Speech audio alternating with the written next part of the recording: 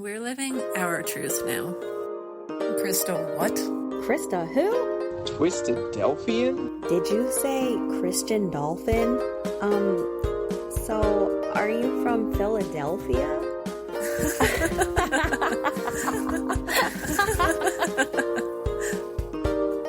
Welcome to the Life After Leaving podcast, an ex-Christadelphian podcast. Hello, heathens, and welcome to the podcast. I'm your host, Cinia. Today's guest is Rebecca. Thank you for joining us today. Thank you for having me. So I'm excited that you agreed to come on the podcast because I actually reached out to you asking if you'd be willing to come on the podcast after hearing a little bit about you and your family in the ex-Christadelphian Facebook group. So today I'd like to hear your story of becoming an ex-Christadelphian, which means I'd like to go through what your experience was like as a Christadelphian, what the process of leaving looked like for you, and where you're at now in life, and anything you'd want to share with people who may be going through a similar journey. So before we get started, could you first share what region of the world you're in and how long it's been since you left the Christadelphians? Yeah, so I'm in the Midwest, USA. It's been, I want to say, maybe 6-ish years since we stopped attending meeting. But to be perfectly fair, we never formally withdrew. It's just been kind of this limbo where we don't go and they don't ask us to come. Okay, well, we will get to the reasons why that is too. I wonder if you're still in their little book, like of members in the back. Like, you can send her a card if you want. I'm pretty sure that I am, or at least I was until very recently. Okay, fair enough. I think many of us have been there as part of the transition out. All right, so let's start with your experience as a Christadelphian. Were you born into the group? I was. I come from a fairly long line of Christadelphians. Let's see. My maternal side goes back to my great-grandparents, at least, that I'm aware of. My dad's mother, my grandmother, was a Christadelphian. So, you know, both sides of the family. Pretty classic. And then, did you intentionally have a Bible name, or is that coincidental? I'm pretty sure it was intentional on my parents' part. They had given us all a Bible name. Okay. My brothers got it for their middle names. I got it for my first name. Well, actually, I'm the only one. Everybody got it for the middle name except me. So yours was the least subtle. Okay, at least you tried to be subtle because it's honestly usually it is the first name. I'm also surprised they went with Rebecca because like the whole thing with like Rebecca and Rachel was like Jacob loved Rachel more, and I was like, oh, that's like that's not the nicest Bible story to name your kid after. You're second best. Let's start you off like that with your life. Okay. Well, here's the funny thing is my sister's middle name is Rachel. So oh no, take from that too? What you will. Favorite. Yeah. So why don't you tell me a little bit about your childhood being raised Christadelphian? What was your ecclesia like? What was your routine like? All that sort of stuff. Yeah, so my ecclesia was very, very small. We met in my house. We did not have have our own ecclesial hall. Nope. Okay. Met in our house. It was my immediate family and a couple of uncles, and that was it for the longest time. Wow. Later on, my grandmother got older, and she was not able to make the weekly trips to the ecclesia she was attending. So she was closer to us. So she started coming to our house for meeting. So then we added her, and that was really it until my older brothers got married, and the one brother started bringing his wife. So. Okay. That's one of the smaller ones we've heard about so far, which isn't necessarily abnormal. It just depends on what region you're in. And you know, from even what I've seen with the history stuff, like the places that like John Thomas and Robert Roberts like planted tend to still have a pretty good population kind of centered there, but they didn't go as deep into the United States. There weren't as many ecclesias in the Midwest. Right. And historically, my parents were a splinter group from a bigger ecclesia in the area. Oh, do you remember what was the deal with that? Yeah, it was a divorce that led to that. Classic. Right? Classic. Which were they amended and they split off? Were they unamended? No, we were all amended. Okay. but there was this, well before my time. Scandalous couple. Yeah, the scandalous. It was my aunt. Oh, well, I mean, Yeah. you already kind of set up that this is basically all your family, so not that surprised. Yeah. So that's how I ended up in a very, very tiny split off group from the rest of the ecclesias. In fact, as a kid, I didn't really have the concept that Christadelphians were located anywhere else. Like I knew there was my ecclesia. There was the ecclesia that we used to belong to before I was born that we split from. And that was really all I knew. And I think I was probably maybe almost 13 before it really became apparent that no, actually there's Christadelphians, all over the United States. I got invited to go to Shippensburg and I was like, oh man, what? That must have been crazy. There's more? Like there's actually more of us out here? It was wild. And going there, I mean, even though it's not a huge Bible school by any means, it felt enormous. Yeah. Compared to like 10 people in your house. Right? Yeah, that's pretty different. Because they can at least rent a college campus. That's the one in Pennsylvania for anyone who's unfamiliar. Yeah. So it was an interesting childhood. It was very secluded from the rest of the Christadelphian world.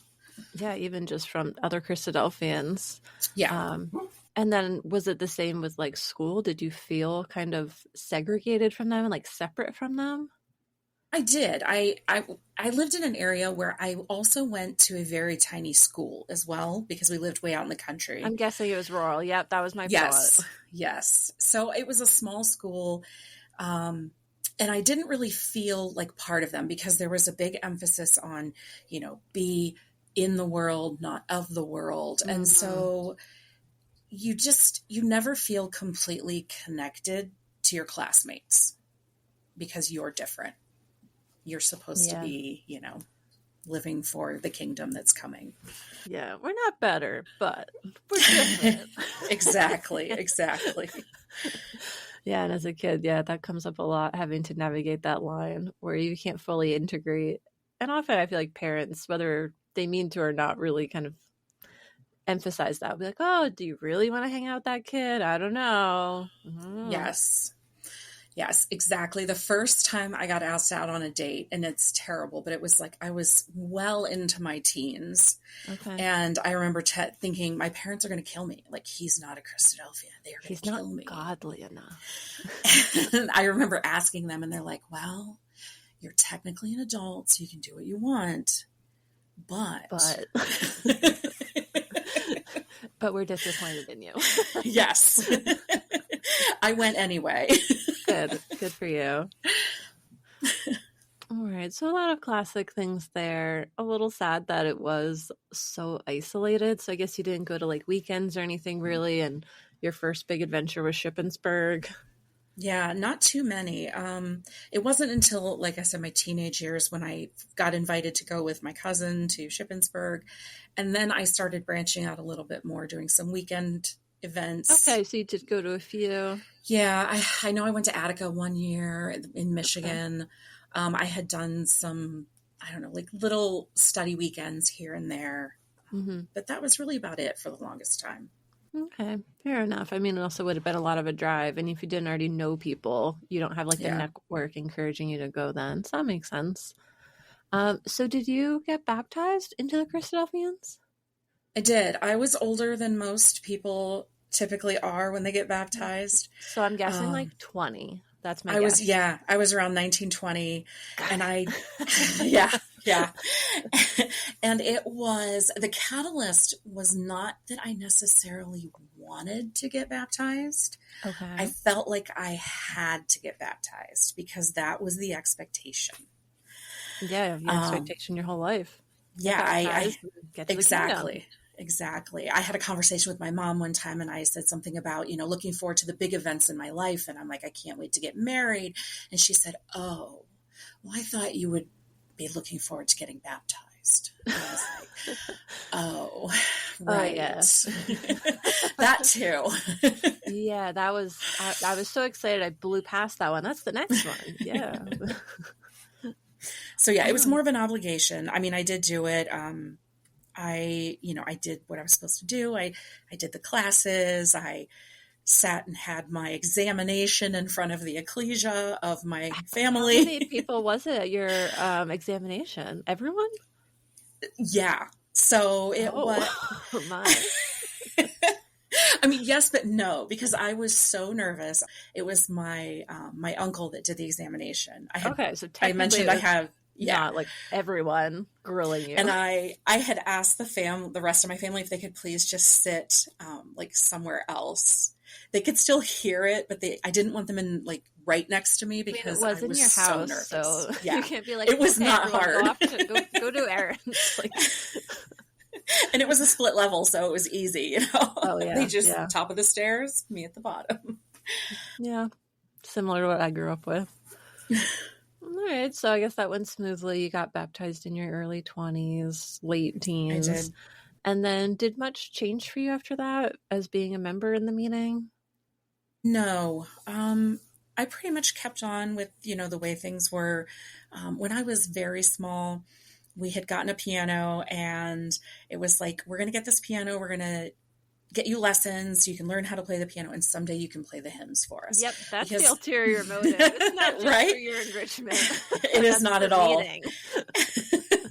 And prior to that, we sang everything a cappella. We did not have accompaniment. Yeah. So once I was older, baptized, I did play a little bit, but I'll be honest, I did not apply myself to those lessons the way I should have. So I was not very good. And those hymns are hard to play. That's fair. So kudos to those who do play them. Yeah, I am not musically talented at all. The best you get is my a cappella spoof songs on the podcast. That's the best I got. I cannot play any instruments, so I don't blame you. That's way over my head. Yeah, so I did that. I started branching out a little bit more after I got baptized. I was doing Wednesday night classes at that ecclesia that we had split from. And was that frowned upon? No, it was enough time had gone by. I think that it was like, okay, it's good for you to get out and like participate in Wednesday night classes and study weekends and things like that. So it was a very strange situation, because like they're still technically split, but you're like dipping your toes back in the water. They're like, what's the problem? Okay. Yeah, I mean, when you say it like that, I'm like, yeah, you're right, that is really like, why didn't we just rejoin then if no one cared anymore? But that's also kind of the funny thing about the splits is it always seems like some personality gets mad and they make a stink and they complain, and so they do their own thing because they're upset, and then it's like once they're dead and people aren't upset anymore, usually you just kind of move on. People kind of move on, but like usually there's like a stick in the mud somewhere and that person's like, no, we will not fellowship with them. Like, okay, I'm like, no, we're fine, it's fine. So it's funny to see how it only took like a generation for that to just kind of fade into the background in this case, at least. Yeah. But at least you didn't like rename yourselves or anything, it sounds like. So that makes it a little easier. This is true. And then it sounded like, just from chatting a little bit, that you had a family when you left the group. So I'm guessing that after you had your date with that cute little high school boy or whatnot, that eventually you started dating a Christadelphian or converted someone into Christadelphians? I did. Yeah. So I did end up marrying someone who was Christadelphian. He was not raised Christadelphian. He came into the meeting because he was dating a girl that was Christadelphian. Yeah. There we go. They got engaged and then broke things off. I met him, but he stayed. He didn't leave the Christadelphians. He stayed. Wow, okay. I know, which is kind of unusual. I'm kind of surprised he stayed. Yeah, that's not as common. Yeah, he stayed. I met him several years after they called things off. Okay, so he didn't just jump ship immediately. It wasn't like a rebound or anything like that. Yeah. Classy. We like it. Exactly. So he lived like an hour and a half-ish away. It wasn't terrible. We would commute every other weekend. He would come visit me. I would go visit him. By Christadelphian standards, you're in the same neighborhood. Yes, exactly. You didn't have to leave the country or go to different time zones. So that's like pretty easy in comparison. It was whirlwind. We were, let's see, I think at 6 months in, we got engaged. By 9 months in, we were married. So it was kind of the, Wow. classic Christadelphian, let's get married fast. Mm-hmm. So that's what we did, but it was good. We started having our kids right away. Oh my goodness. Yeah. Like a year after you meet, you're like, we have a family now. We have a family. We're 6 married, weeks before, 6 weeks before the first anniversary, we had the first kid. It was like Whoa. dating married kids. Wow, We did all the that's things. Actually, you were the model Christadelphian. Actually, I really what was. you're supposed to do. She got baptized. She got married. She had a kid. All Christadelphian. Yes. So we have 5 kids. When we left, we had 5 kids. Wow. And it was a big change for everybody. I can imagine. And then we're moving, I feel like, kind of fast, but are there any other stories you want to talk about before we get into the leaving chapter? Things that you wanted to share about your experience as a Christadelphian? I mean, when being a Christadelphian was very appealing to me because I like structure. Mm-hmm, very structured. I like predictability. Mm-hmm. And all those things you have. I mean, you have this sense of belonging, as long as you're towing the line, don't get me wrong. You toe the line. There's rules. But if you like rules, you follow the rules, everybody likes you, everything's good. And so, that part was good. Like, it was good for me. I liked it. I enjoyed it. But at the same time, I wouldn't say that I felt like I ever really believed. It was more like I was the kid that would ask my mom, well, like, why did the prodigal son get the fatted calf? Like, the other son stayed home and he did all the work. And, I really antagonized her. She was my Sunday school teacher and my mom. And yeah, right. Because who else is going to be? Who else is there? So I was always the one asking those questions, like, why this and why that? And why do I have to wear a skirt to meeting? Like, God doesn't care if I wear pants. But apparently he does. So I had to wear skirts. So it was like this interesting childhood of being able to follow these rules and be a part of things, but then also questioning all those rules and being like, but why? Yeah, they don't make sense. Looking for the logic behind it. Yeah. So that, I mean, it wasn't all bad for me. It had its moments where, I had friends, I had good times, like, Bible schools were fun, study weekends were fun. I got to hang out with my friends. I got to be away from my parents sometimes. And it was a good time too. Yeah. But I also kind of hated the pigeonhole at the same time. I liked the rules, but I also hated the pigeonhole of being a woman in Christadelphians because, like, I had to wear a head covering and I had to wear a skirt and I wasn't allowed to give exhortations. Yep. And, so it was such a crazy experience, like, looking back on it. Oh, yeah. As somebody that's not involved now and thinking about how it was, it's like, that is really not normal. No. It's weird to go to, like, other churches now and see how they work, and it doesn't have, like, the rigid gender dichotomy and things like that. It is weird. Yes. Like, that was normal for so long. When you're born into it, you don't know anything else. Exactly. So it is your normal. Yeah.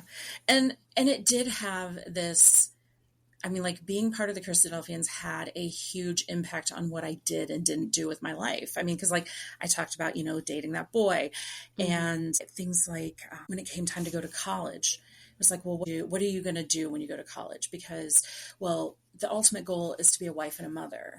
So you need to pick a career, you need to pick something that would mesh well with that. Yeah, or, something a good Christadelphian girl can do while she raises her family nearby the ecclesia. Exactly.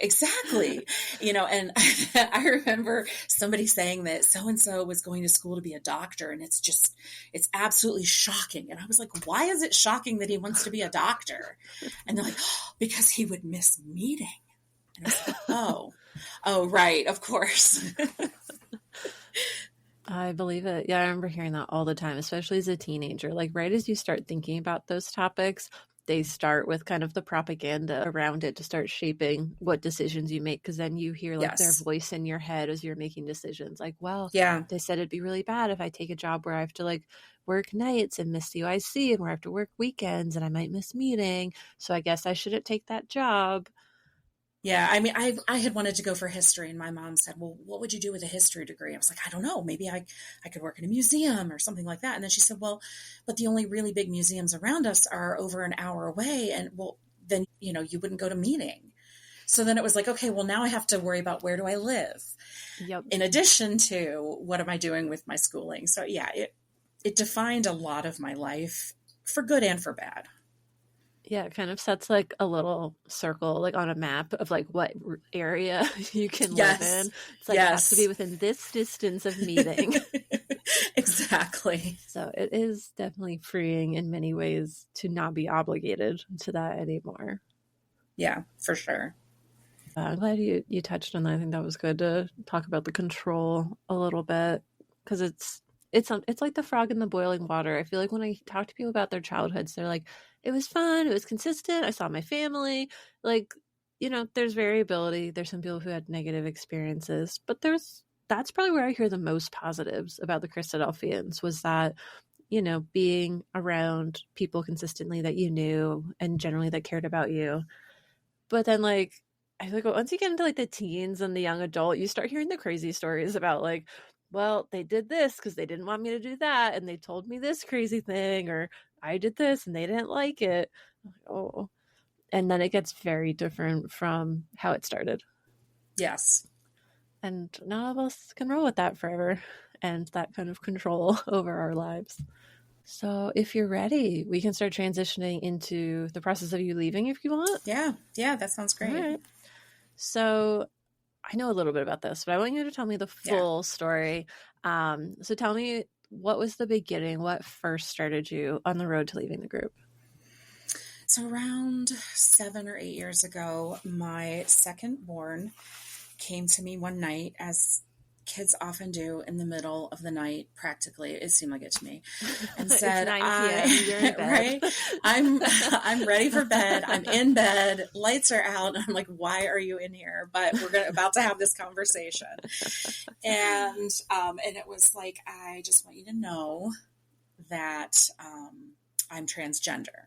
And I was like, okay. I pretty much saw that coming. So, okay. And, you know, I had enough time from my childhood years in the Christadelphians to kind of process some of the things I did not agree with the Christadelphians on. And that would be like LGBTQ and how they're treated and seen and talked about, among other things. A big part of that, I'm going to give a shout out to my in-laws who are not Christadelphian. They had a huge impact on me, kind of changing my perception and really thinking about things and coming around to a whole different point of view. Yeah. So back to my child, when he was very, very young, 3, 4, in that neighborhood, he always said, I want to get my hair cut. I want to have a boy haircut. And I was like, no, you can't have a boy haircut. You are a Christadelphian's child and you have to have long, you beautiful have to look hair. Like a standard little church little girl. Well, my hair was like 3 feet long growing up with the big block bangs. It was just so much hair. So yeah. Yes. And then the long dresses, like the Victorian dresses also, you know, frills.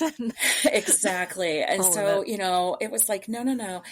But he was adamant. The happiest I've ever seen him was the day I let him cut all of his hair off to like a very, very short bob. Because I was like, okay, we can compromise. It still looks girly, you know, by standards. But he was so happy. He had his boy haircut. Aww. When he told me years was at like 3 years old. Right? Yeah, that's like 3, 4. Yeah. That's started asking for that. Understand like the concept of all the gender stuff. Like they're so young. It's just, that's how it's growing in. Yeah. So then over the years and like throughout Sunday school, because we went to a much bigger ecclesia at this point, we did not attend my home ecclesia from when I was young. When the Sunday school teacher would talk to the kids about, you know, like, what do you want to do when you grow up? What do you want to be? He would say, I want to be a boy. And they'd be like, well, you can't do that. They're like, you can't do that. And he's like, oh, I haven't okay. changed my mind yet. So like, knowing all these things. You're like, you already told me that 10 years ago. I was not shocked at all. But I knew it was going to change everything for us as far as the ecclesia goes. Yeah, because you can't really hide that. That's very visible as far as that sort of thing goes. That was not going to fly with the ecclesia. So out of, I don't know, I guess love for me and knowing that I was very, very enmeshed in the ecclesia at this point, he asked if I would use he pronouns at home, call him by his new name. And I said, absolutely. But he also did not expect me to do it at meeting. Aww. So that we could kind of maintain this facade of normalcy, a normal Christadelphian family. I mean, it didn't last too long. That's a time bomb right there. That's not going to last long for that explodes and people realize. Yeah. And at this point in time, we were homeschooling. So I was part of like the big Christadelphian homeschooling movement. I did not do it in order to educate them in religion. I did it because I wanted them to have a very classical, broad, in-depth education that they weren't going to get at public school. We studied the class, like that. we did all that kind of stuff. So I don't blame you. Yeah. Okay. That's cool. But we did it. We homeschooled along with a lot of other families. And so we had co-ops together where we did classes together. We were very, very involved. I was, sounds like a lot of work, but it sounds like you were passionate about it too. It was. And I was at the time. I'm no longer. My youngest goes to school. Good luck, kid. I'm so tired. I was the youngest as well. I understand. That's what happens. That was my childhood. Like, I'm exhausted. So we, like, as a family, we were very involved. I taught the junior CYC. Well, no, I didn't teach it. I'm sorry. My husband led it. Yeah, I was like, wait, I thought the men taught that. So technically speaking, he was the head. He was the name under it, but I was the one that did the work. I taught the lessons. Like, I did all the work. This is the history of women. Yeah, it was like under the guise of him. Like, men take the credit. Yeah. Sorry, man. So he comes out as transgender. Okay. At the time, there were some friends of his that had moved to our ecclesia who had also been hanging out in my house a lot, coming over to see us quite a bit. And through the course of conversation, they had all like really talked about their sexuality and how they felt. And these friends also expressed some, non-Christadelphian sanctioned sexuality. They're not all heterosexual. Yeah. Yes. And they kept it very tightly under wraps, knowing that their family would implode as well if they didn't. But in my house, I let them talk however they wanted. They could say what they wanted. I would use whatever pronouns they wanted, all of that. Yeah. So we were kind of like that safe space for them. But then their mom found out. And that was like the beginning of the end. I received an email. Oh no, the emails began.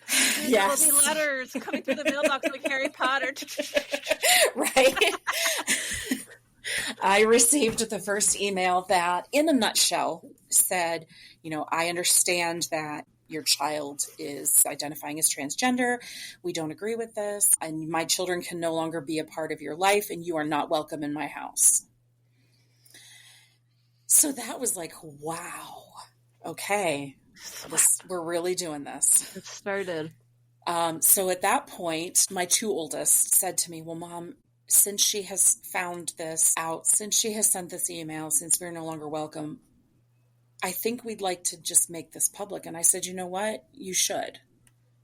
There's no point in hiding this. It's out.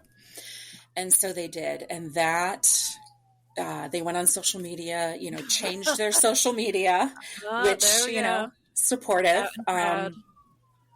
And then the ABs contacted us. Now the big wigs are out. Yes. So the ABs contacted us. They wanted to have a meeting. They wanted to talk about, what was going on in our house. I just want to talk.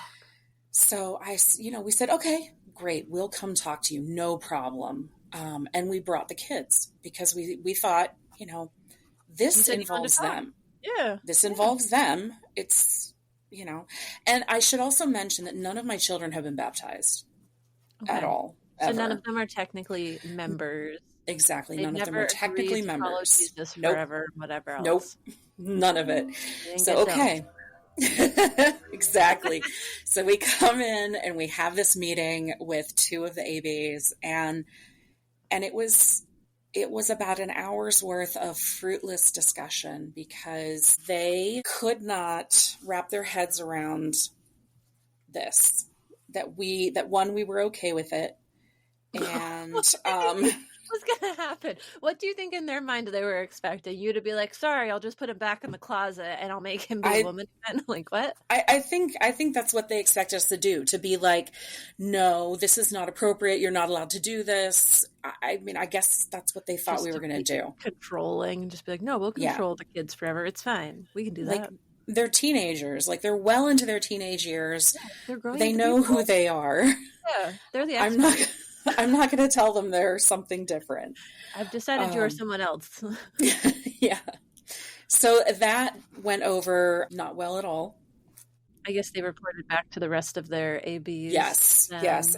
And at this point, I was also the senior Sunday school teacher as well. So I was teaching the senior class, which was like my two oldest children, the two friends I mentioned, among some other teenage children. And then I got an email on a Saturday night from the ABs, and they said, well, because you clearly are supporting your kids, we feel that you and I forgot to mention that my husband was an AB. Okay. Interesting. He was an AB at the time. He had stepped down just before this happened due to health reasons. So he had recently been an AB. He had stepped down. I was still leading the Sunday school. I'm waiting for you. Did you get struck from your Sunday school duties? Yeah, so I got this email on a Saturday night, and they said, we feel that you should no longer be teaching Sunday school. And I was like, okay, I kind of saw that coming. You can't raise the straight kids we need to keep this religion going. You have failed. Yes. You are clearly embracing sin, so you must not teach our children. Yeah, it's your fault. We're going to go with that. And I thought, okay, I kind of saw this coming. I had already put some feelers out to see if there was anybody that was willing to take my class, because we were in the middle of a big project. We were working through, and I can't remember what it was now, but we were working through this big project together, and I didn't want to just leave them high and dry. So I was like, okay, I'll figure this out. I'll find someone to take my place. Sunday morning, the next morning, we come into Sunday school, we sit down, we do our thing, we sing the hymn, we stand up, and I'm getting ready to go to my Sunday school class thinking, okay, I'm going to, let them know that this is what's happening. It's transitioning. Yeah. This is what's happening. And they announced your kids are still in that class too. So yes. And they announced that the senior Sunday school will be led by so-and-so, which was not me. Ooh, just and like effective immediately. It was like effective immediately. Like, and it fired. Yeah. In the worst possible way, because the email they sent. Yeah. Yes. It was like this public humiliation. And people are looking at me like, you're sitting right there. Like, why are you not teaching Sunday school? Yeah. You're not absent. You're physically here. So like, why right. would you have like a substitute? That hit me so hard. That just really, like, to this day, I still feel that like oomph when I think about it. And I stood up and I walked out the doors and I started bawling in the parking lot. And I said, I never want to come back here again. And my husband went in, he collected all our kids from Sunday school, and we left. Wow. And that was that. I do not blame you at all. That is awful. And especially having it go down like that. It's also crazy how fast that happened. Incredibly. And it just, I don't know. I still don't have the words to describe the emotional turmoil, because at the time, this ecclesia was my whole world. It was my social outlet. It was my family, because I had a decent amount of family. Not my immediate family, because they still stayed in their ecclesia. They're still there to this day. Yeah. Still in their house. We'll call it an ecclesia, but at this point, it's just their house. They're still there. But I had some, extended family that belonged to this ecclesia, and it was very large. It was large by my standards, 100+ people. It was my everything. I did everything: Sunday school teacher, CYC teacher, study weekend teacher for the kids that would come in for the study weekends. We had catering teams. So, I headed up a catering team, and we took care of meals and potlucks. It was everything. So leaving was the hardest thing I ever did, because it meant I had no friends. I didn't know how extensive my family was going to be in my life after this. Yeah, usually there's some change unless they also leave, at which point things tend to kind of recover more. So it was a very difficult time. And then at the same time, I also am trying to be mindful that, like, I want my kids to know that I love them and I support them, and nothing is changing on my end regarding them. But having this difficult transition from Christadelphian to non-Christadelphian, it was difficult to walk that balance, because I didn't want them to think that I didn't value them and love them, because I still longed to be part of the Christadelphian fellowship, but it was more of the emotional aspects and not really the religious aspect that I missed. Absolutely, because one of the really unique things about your story is really that the onus to leave didn't initiate with you. I'll say you chose to walk out those doors and not come back, but at the same time, I think, a year before, you probably wouldn't have seen that coming, of leaving and giving all that up. You hadn't been building up to it. Like most people kind of have like a trajectory, they choose not to attend as much, or, things happen, they pull away, or doctrinally they start deconstructing theology and they're like, no, this doesn't make sense to me. You didn't get that opportunity to kind of process things or build up to leaving on your own, which is so uncommon. Most stories on the podcast, it's that person saying, oh yeah, and then after this I stopped going and I chose that. But for you, it was really, my life changed, and then it was no longer right for me to keep attending, and then I had to process all the stuff that most people start processing before they leave. I had all of that after. I had to navigate through, so it's kind of topsy-turvy. So it's understandable that it would be more emotional upheaval. And I do know at least one person who I feel like went through something similar, where, at least in their case, they were not doctrinally in it anymore. It seemed like the faith really wasn't there, like the beliefs and all of that, but they cared about the people that were there, and they wanted to keep seeing them and socializing with them. And they kept trying even after they left to make it work, because they wanted that connection still. And so it was sad to see, but the social component can be a real, not only just the glue that kind of keeps you there sometimes, but even the thing that, kept you staying and made you miss it.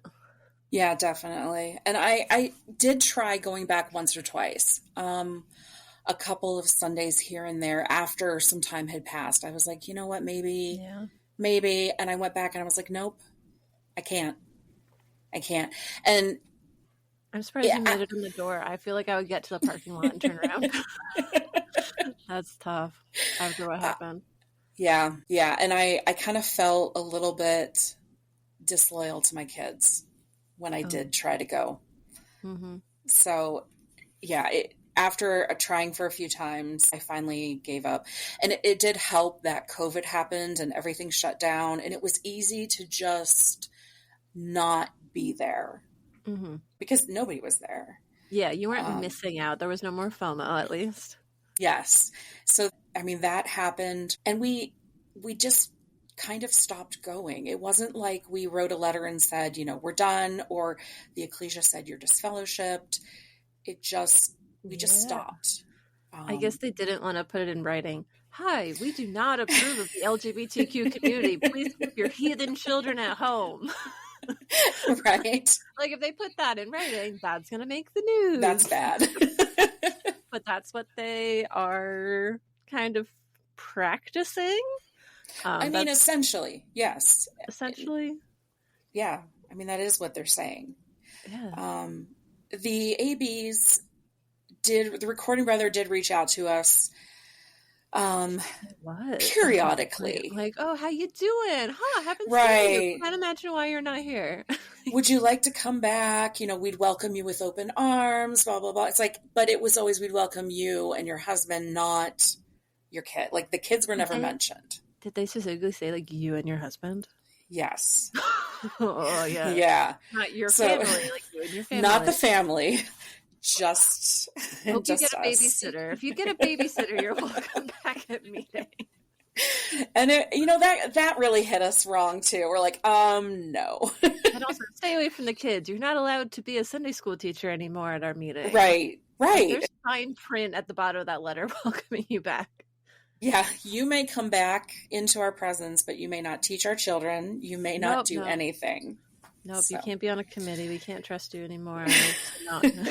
So we did navigate that once or twice. I think twice. And it was even like, I want to say years apart that these emails came. And I want to say maybe a year-ish ago, we got the last communication from the Recording Brother. And I answered it and I said, we have no interest in coming back.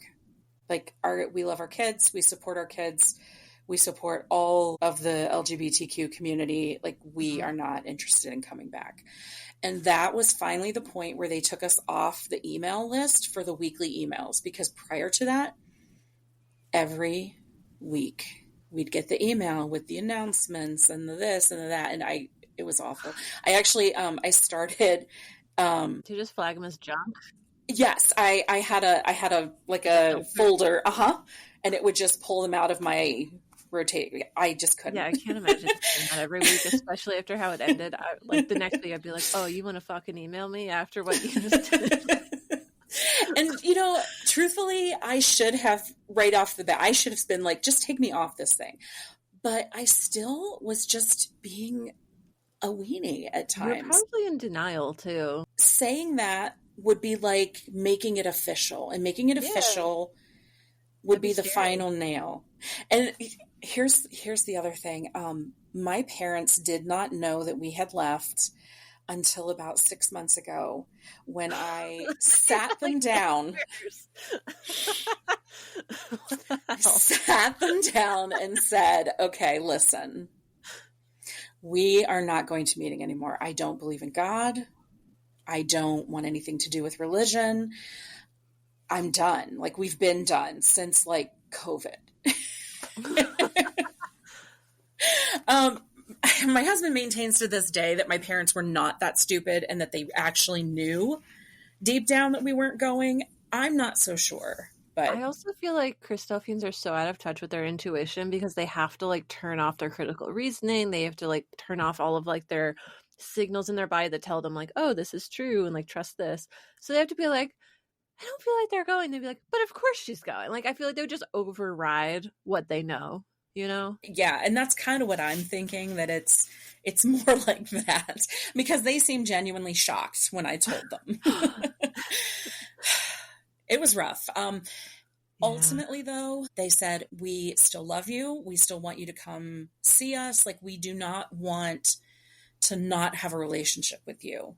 That's nice. And so things have continued with them pretty much the same as before. But when we walked out and I said, I'm never coming back, I felt like right then my relationship with my family changed, because my whole family is Christadelphian. That's the problem when you leave. We just didn't have anything in common anymore. My family won't call my kids by their chosen names or use their chosen pronouns, and my kids, for the sake of the relationship with the grandparents, they let it go and they just deal with it.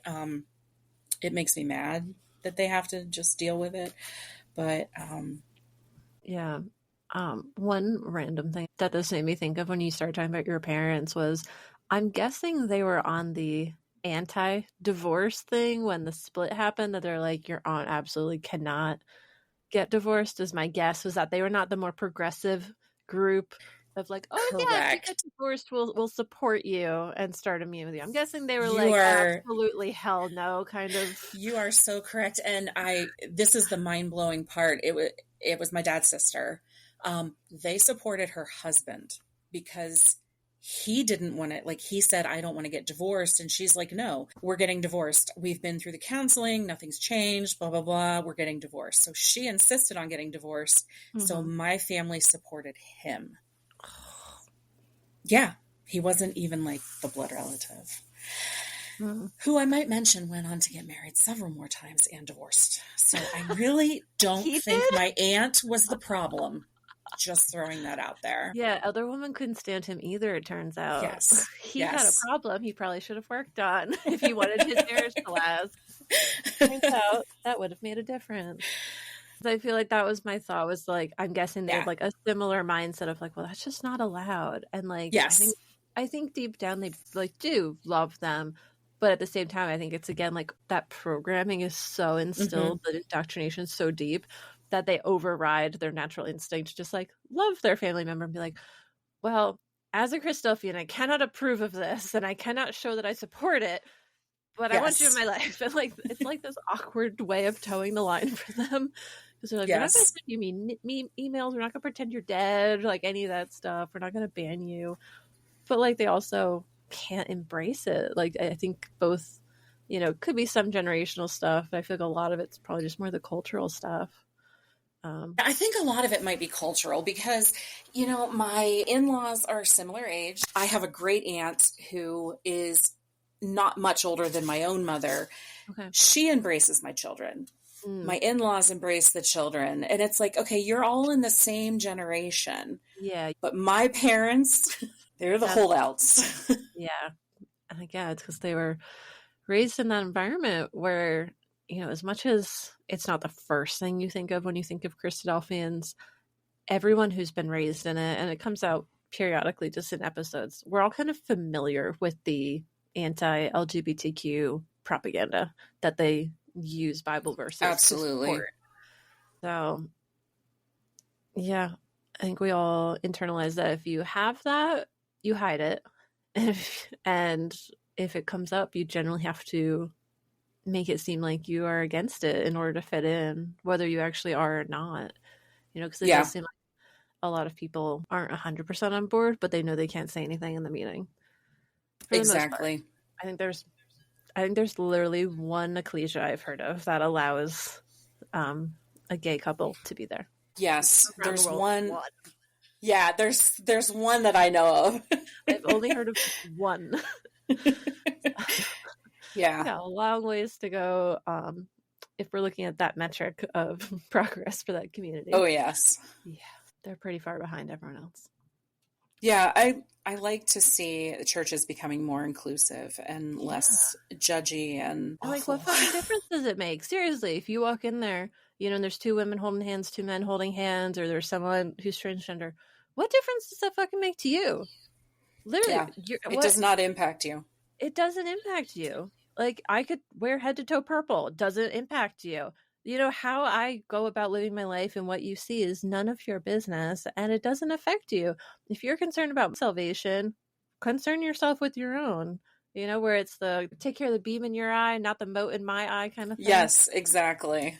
It's interesting how often you hear these stories of drama where they'll be like, well, they were a stumbling block to me. Like, you're such a drama queen. Like, no, they weren't. You just use that language to wrap up that you don't like something and you want to control it.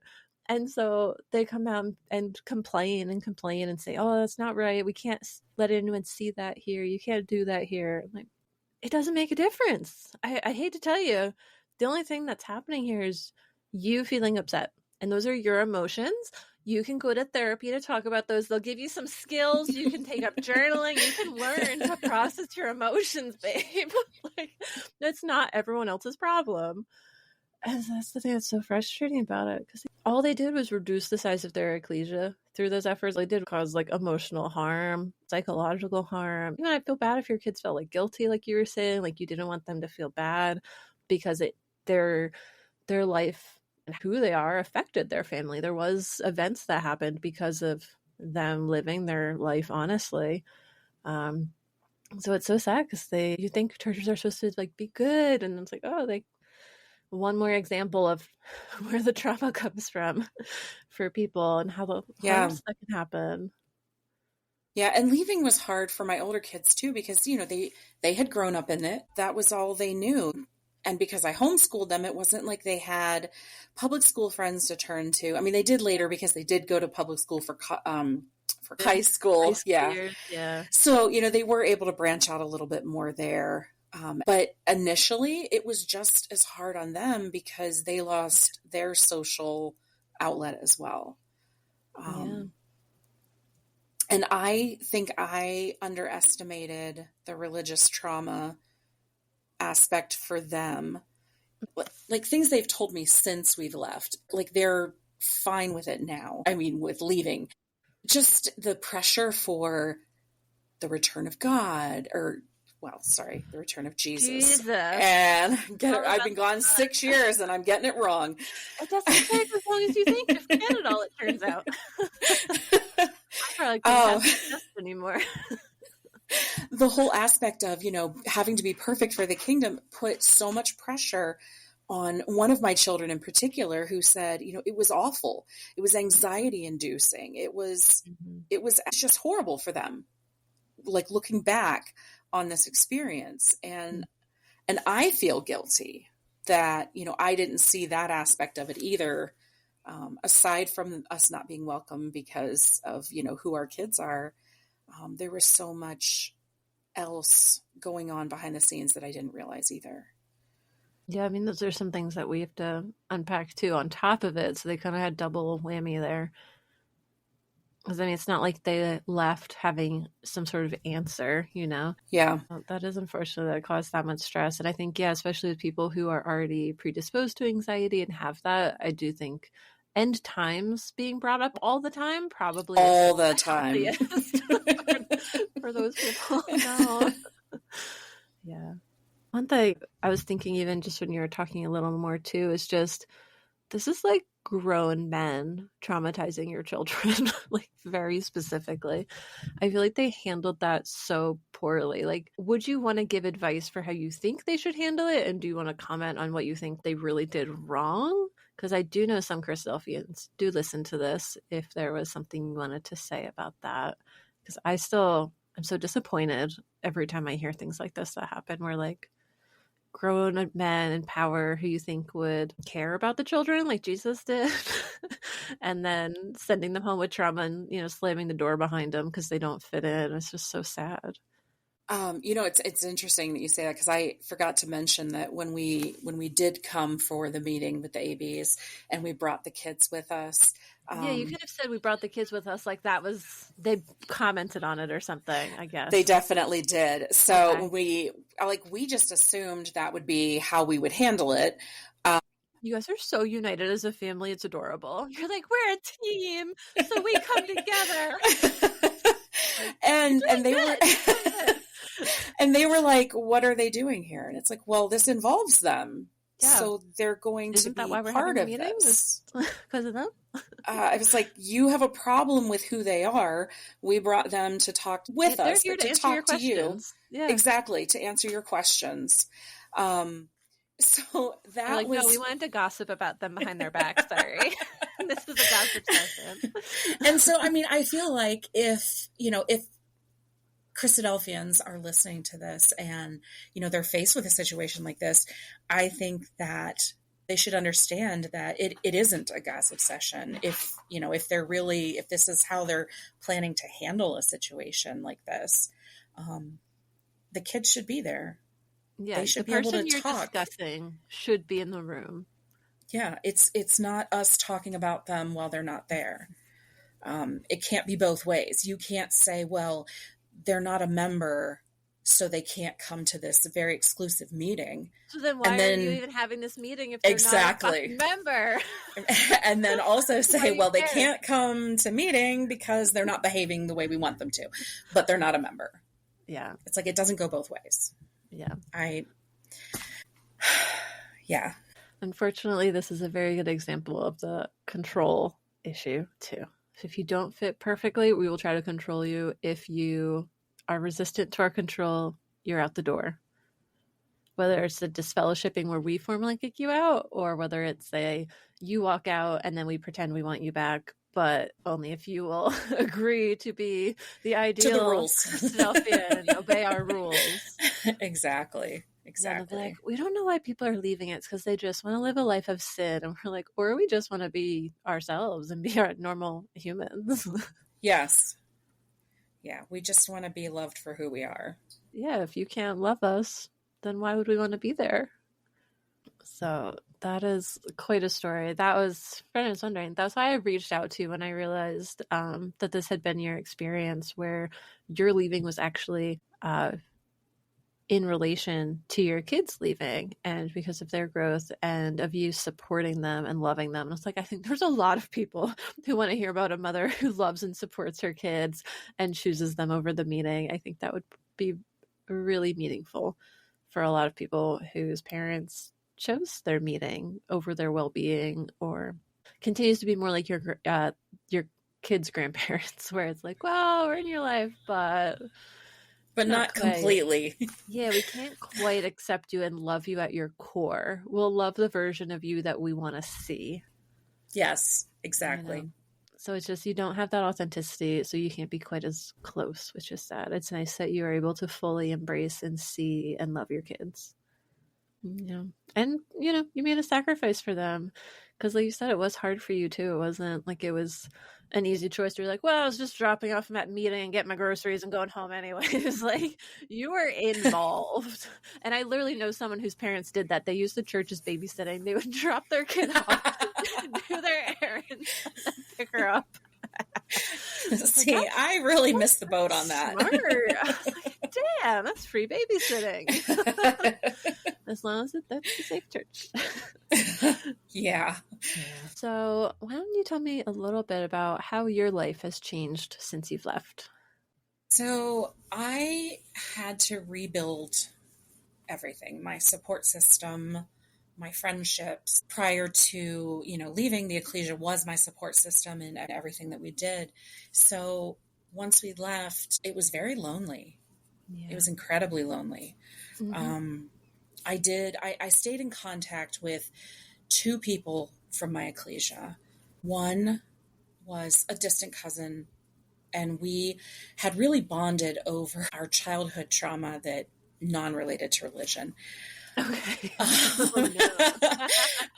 Okay. We had really bonded over that. Okay. Yeah, that's for another podcast. Fair enough. So we had stayed in touch because of that bond. And then the other person we stayed in touch was just a random brother in the ecclesia, younger brother in the ecclesia, who basically said, good for you for supporting your kids. I support you for doing that. I support them for being authentic. And, he's like, I know that, I'm going to meeting and everything, but he's like, I believe they are getting the best with not being here. So he fully supported us, and we have stayed in touch with him. Wow. I'm kind of surprised to hear that, but that is nice to hear, and that he's willing to say that. It was. I felt like he was one of the only people who really understood. And I think he's one of those few that, doesn't believe everything. Yeah, the he's Christadelphians. There. He looks like he fits, but yeah. I think there's a lot more variability in what people actually believe and have opinions on that are Christadelphians. Yeah. They just don't say. Yeah. So it took a long time. Like, shortly before we left, my husband was diagnosed with Parkinson's. And so it was one of those things where we knew, like, okay, our future is not going to look the way we thought. He's very young. He's 50 and he has Parkinson's. And the prognosis when you're so much younger, it's not as good. So I went back to school. I had never gotten my college degree. Didn't get a history degree? Did not get my history degree.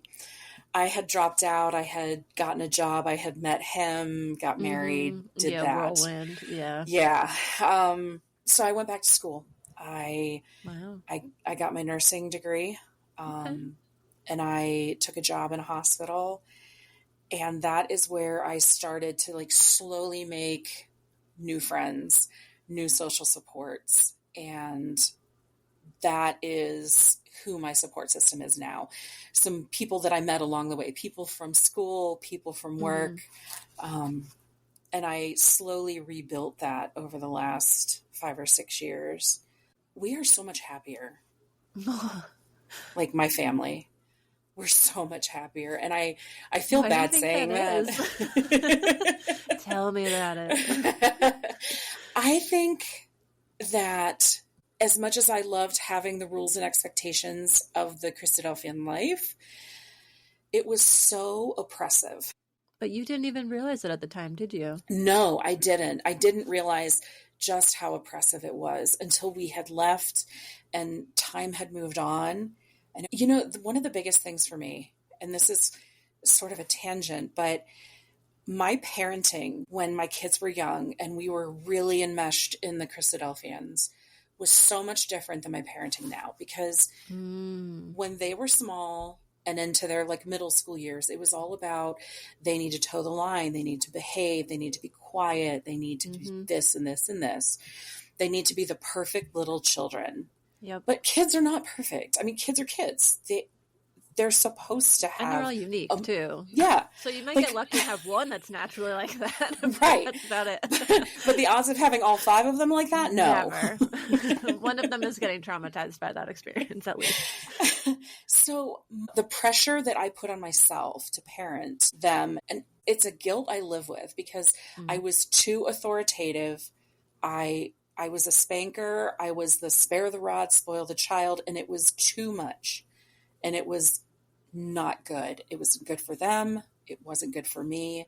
So post leaving, I feel this, I carry this huge level of guilt over how I raised them leading up to the leaving. I think there are people that would refuse to leave just because they would want to suppress that guilt and they could see it coming and not even want to face that. It is hard, but it's strong that you're able to at least acknowledge it.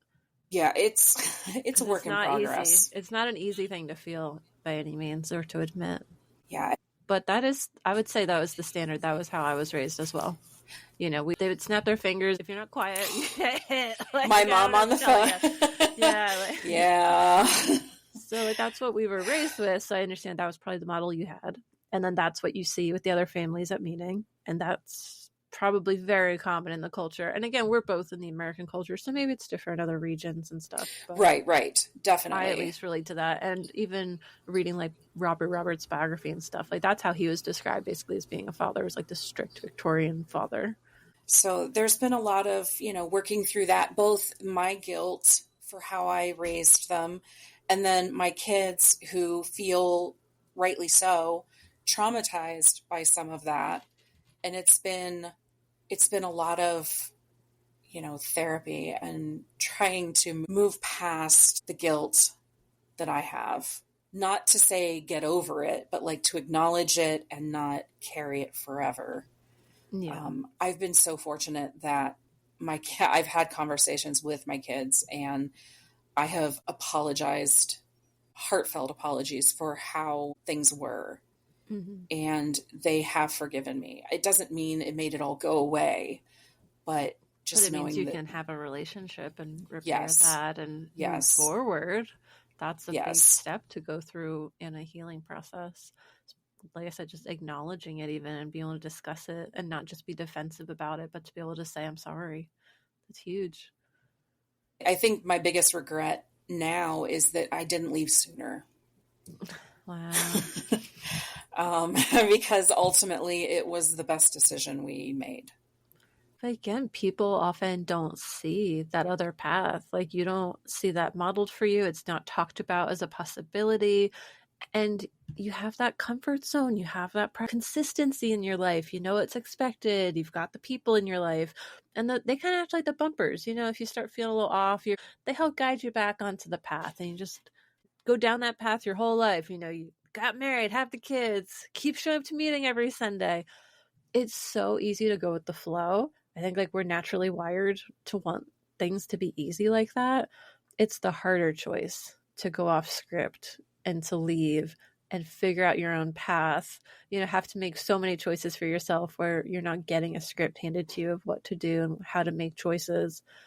It can be daunting for a lot of people too. And I think a lot of us, it's not necessarily something you think of lightly because it is such a big change. It's not oh yeah, maybe I'll just leave. There's usually something that prompts you where this is not right. I need to leave. So that's the thing is you can't regret not leaving earlier when they make it hard. I mean, they do. And the social pressure to keep coming. Yeah, they'll ask where you were. If you were even yes. sick for a week, they're where were you? Yes. Oh my God. You weren't at Wednesday night class. Where were you? Where were you? And then when people did leave, they were the cautionary tale. Yeah. It's oh, well, so-and-so no longer comes. And that's terrible, and we don't want to be like that. Yeah. So, a lot of pressure. Yeah. So why would you even think about leaving? If that's the standard that you're always hearing is anyone who leaves is bad. They're probably miserable, but we don't know because we don't talk to them. Exactly. It's easier to stay because again, what usually feels safer because they even talk about kids who are being abused and them choosing to stay with their abuser and hide or deny abuse rather than the risk of the unknown of going to a foster home or losing their family and stuff like that. That unknown is scarier even when they most likely would be in a better circumstance. That's kind of what we see on a different scale here. But that's great to hear that you guys have thrived so much. Did you have any trouble acclimating to not being at meeting on Sundays? Because I know some people found that they had to keep themselves busy or do something else. Did you have anything like that? No, in fact, I slept in and it was great. I loved it. All right, so that was the easy part of meeting. That was the easy part because, getting all these kids out the door to Sunday school by 9:10 or whatever it was. Yeah, everyone showering at the same time. Yes. Making sure everyone ate and all that. So not having to do that was brushing amazing. all the hair. So amazing. I almost felt guilty for how I didn't miss it. Wow, nice. And then you have said that you've found some community through your work and with school. Did you ever find anything else that appealed to you about other religions or spirituality or those kinds of groups? No. I think at least at this point in my life, I don't have any desire to go to any. You also mentioned you don't believe in God, so that makes sense, not attending another church. Yeah. But when did you acknowledge or identify with that belief? Because I'm curious, you were identifying as a Christadelphian, and then a few years later, you're oh, I don't believe in God. I'm wait, what happened in the middle there? What? That's a fair question. That's a fair question. How long did that take to get there? It took me a while to acknowledge it, but it's been in the back of my mind for a very long time. How long? Adolescence? Yes, adolescence, I would say solidly. Yeah. And it's that funny sort of I don't really think I believe in God, but then I'm but oh my gosh, if I don't believe in God and it is true, I'm not going to get in the kingdom. And so that is how I basically operated through my life. Was so you just use fear to override what you actually believe? Yeah. Yeah. And then finally, once we did leave and it was, clear that my kids weren't welcome back. And I was you know what? I felt for a very long time I didn't believe in God. And, this church that's supposed to be loving and, everything suddenly says we're not. I'm what? I think I'm okay. And honestly, if God is real and if the Christadelphians are right, then I actually don't want anything to do with God because God doesn't want my kids, according to them. According to them, absolutely. But yeah, that's the thing. And that's something that has come up many times in the Christadelphian group was like, man, if the kingdom comes, I'm glad not to be in it because I don't want to hang out with them. I've heard that a number of times. We're like, we're after the people I've met or the things they've done. They're like, I'm good. You can have fun without me. Go ahead. Yeah. I'm happy to die the second death and just be done with it. Yeah. Good. Let's just get this over with. I'm good. I don't need to sit around praising God forever. I'm good. That was the other thing. As a Christadelphian, even I had this guilty conscience because, people would talk about the kingdom and how it would be so amazing, and all I could think was, that sounds so boring. It sounds awful. It's like meeting, but it never ends. But it never ends. Talks. Like, does Jesus give talks or what? Like, the kingdom didn't sound good, and I remember them having classes or like maybe devotions or whatever, exhortations, but like somewhere they would pepper in like, you need to have a vision of the kingdom. Like, it needs to feel real to you. You really need to like see it and want it. And they were doing this like motivational pep talk. And I just remember the Ezekiel Square Temple. Like, this is really boring. I can't think of like wanting it. Like, what am I supposed to want? Like, what's there? Where's the book of the Bible that describes the kingdom in depth? Like, read me that one, because you're just willy-nilly pulling random verses saying, oh yeah, like there's some promises here. I'm like, for what? Like, where am I going to live? Do I have a house? Like, am I going to see my family? Yeah. Do I get to sleep? Do we sleep? Like, I just want details. Like, you have plenty of details about how to run the ecclesia. What's going to happen after? Like, I have a lot of questions about the kingdom, and they were not answered. Right. And then, or there's one verse that they pulled out, and I can't even remember what it is now, but it's talking about how there's no like need for relationships and this and that. And it's like, food, or and marriage. I was like, well, then what's the point? Like, what's the point if my family isn't going to be my family? Like, I don't know. I feel like they did not sell it well. Like, at least for like little kids, you can sell them on things. You'd be like, oh, there's going to be cake there. And they're like, oh, goody. But then as an adult, they're trying to sell you on the kingdom. They'll be like, well, you'll sing a cappella. And I'm like, okay, great. Like, what? I'm supposed to want that for eternity? Yeah. And like, after you kill people too, like after, Jesus tells you to slaughter people who aren't godly enough. And it's like, I don't want to do that. I have to do that to get in the kingdom.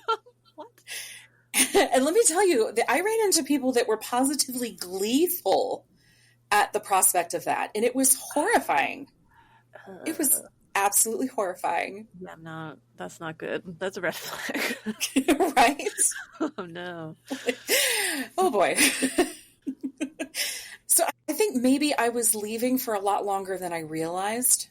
Yeah, it sounds like mentally there had been a box that hadn't been unpacked yet, but it was there, And it was just like, once it was my kids, it was like, oh, hell no. Like, you can be mean to me, but you're not going to be mean to my kids. Sometimes we need that, especially like people pleasers and stuff, where we're like, yeah, you can be mean to me, it's fine. But then you're like, wait, you can't do that. Like, when it's someone else, it's easier. Yeah. So when did you join the Christadelphians on Facebook? How did you find us? Yeah, that's a good question. I joined twice, 2 different times. The first time was shortly after we stopped coming to meeting. Okay. And I was still in that, confusion. So I joined the group. I was there for a while, and I was like, you know what? I just can't do this. I'm not an ex-Christadelphian. I don't know. And I left the group. Okay. Then more recently, I was like, you know what? I'm over all of this, and I'm looking for more community to add to my growing list of people. And so I was like, I'm going to go back, and I joined back in. I saw more familiar faces. Oh, yeah? People that I've known from childhood. And it was like, oh, I remember you. Fun to see people in there. Like, oh, now I know you left too. How's it going? Exactly. And it's really wild, because more recently, somebody from my ecclesia joined. And I was like, oh my gosh. They lost one. They lost another one. It would be nice. We could send like a little welcome box to people. Like, welcome to the team. Like, the ecclesias just need to send us an email. Be like, hi, this person's left. Be like, great, we're on it. We're welcoming in. Like, that would be nice. Right. They just hand it off. Like, they're not coming. Great, we'll take them. So more recently is when I Okay. rejoined, and I stayed because I was ready this time. Yeah, and that's totally okay if people aren't ready. I know that's happened with a few other people where it felt a little overwhelming because, again, mentally they were still so tied to the Christadelphians and that way of thinking and conflicted about it and things like that. So that's understandable. And then I was learning about the Christadelphians on the podcast helped you after leaving and like hearing some other people's stories and things like that. Oh my gosh, yes. It's so validating to hear other people's experiences and be like, yeah, I lived that. And some of the things that I lived really are as wacky as they sound coming from somebody else. It's like, okay, yeah, I definitely lived that. That is kind of nuts. It didn't seem like it at the time, but hearing you say that, like, yep. Especially when it's people that I'm pretty sure I know I'm pretty sure I know them from, my childhood. And it's Mm-hmm. like, yeah, so we were in the same places. We had the same experiences. Okay, this is good. Like, I feel heard. I feel seen. Yeah, it's nice to finally be seeing all these stories that would have just been like invisible that no one would have heard and people wouldn't have connected. I really like the community aspect too because I've met so many awesome people, and it's funny how often putting out a podcast episode, you get that flurry of comments and stuff on the episode, people wanting to reach out, and it just creates more and more of a feeling of community and people really talking to each other and engaging too, which is nice, which I really love seeing. So that's good, especially because almost all of us had a period of loneliness after leaving, and some difficulty with the social stuff. So it is really nice to have people that understand too. Yeah, So I'm glad to hear that. And then what advice would you give to someone who's considering leaving or has recently left the Christadelphians? that's a really good question. I think if you've recently left, just like give it time. You'll find your community. You'll find that new support group. It might take time and it might be very lonely, but you will find it. Um, if you're thinking about leaving, don't wait. Like if you have the doubt, don't waste time because for me, life was so much better outside. That's been what most people have said, and I would agree as well. So, yeah, it's a scary jump, but for most people, I don't think I've heard for anyone that wasn't worth it, but for everyone who said it's worth it. So, if you're thinking it might be right for you, it might be worth a shot. Yeah. Yeah, life can get better, but you'll never know if you don't take the risk. Yeah, exactly. And then, did you come across anything that helped you while you were leaving that you wanted to recommend, like books or music or podcasts or anything like that? Not really. Once we did decide to leave, it was like a switch. Like I just didn't want to think about it, so I didn't. Fair enough. Um, I didn't for yeah. a while either. It was years before I started kind of grappling with it after I left. All right. And then, is there anything you wanted to loop back to today that we didn't talk about? The only thing I could think of that I was curious about was the one guy who reached out to you from your meeting and was like, "I'm supportive." Like, I had two thoughts. It's like, one, if they had put a vote to the entire ecclesia to decide how to handle it, because this was Hmm. strictly handled by the ABs and wasn't taken to vote, I wonder what the breakdown would have been of people voting to like keep you guys as normal members versus Yeah. disfellowship or whatever. Yeah. Because then it would actually be like the people's vote, and you at least have one vote that probably would have been like, no, like you're Right. cool, which is kind of nice to know. But I also almost think like the reason I could see them not doing that and putting it to a vote is potentially causing a split. Because if people have strong enough opinions on it, and everyone now knows everyone's opinion on it because you have to put your hands up Yes. in front of everybody, and they're like, oh, well, Right. she thinks that. How? Oh, I couldn't fellowship with someone who thinks that. Like, we've seen this play out in most Yes. meetings where there's some issue that causes this, even if it's like, we're not going to use the organ.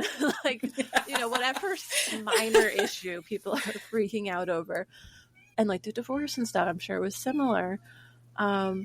Like, I feel like that was almost smart to just like, they kind of swept it under the rug. Like, everything was like kind of just these meetings with a handful of people. They kind of kept it tight lipped. People didn't know what was happening the day you were stripped of your duties. Like, they were left in the dark.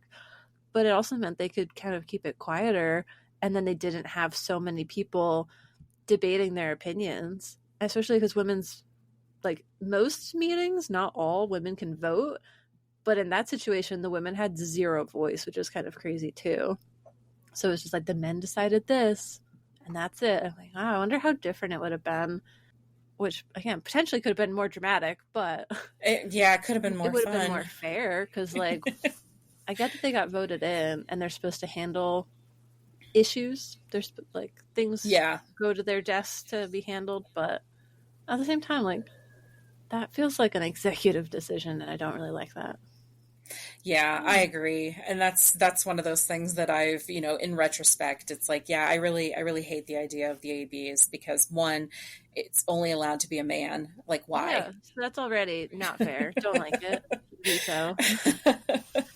So retrospectively, yeah, letting a random group of men have control of your life, I'm like, wait, what? Yeah. No. But I was just thinking, it was interesting hearing how that was handled. It just kept bringing up little thoughts like that for me. I'm like, interesting. And hopefully your kids are thriving now, I hope. They are. Good. They are.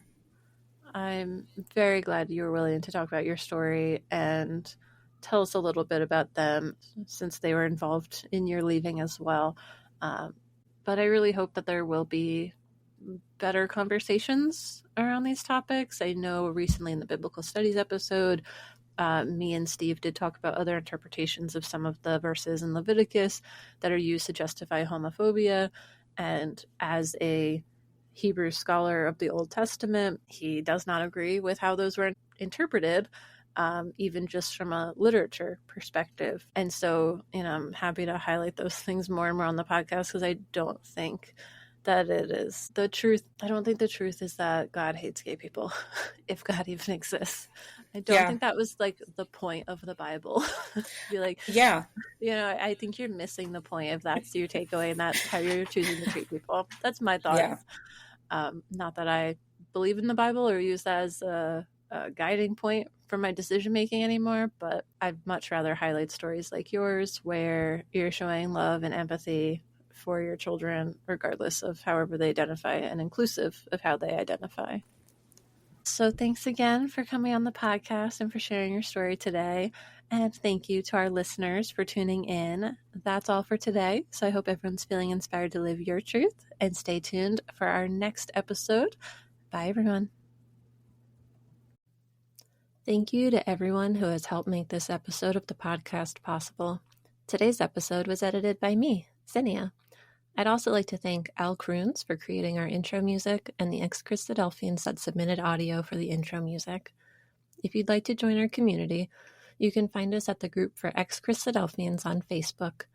You can also follow our social media on Facebook and Instagram at Life After Leaving Podcast. If you'd like to come on the podcast, reach out to me at lifeafterleavingpodcast@gmail.com. And if you're enjoying this podcast, please consider leaving a rating and review or sharing this podcast with a friend. That's all for today. Thanks, and see you next time.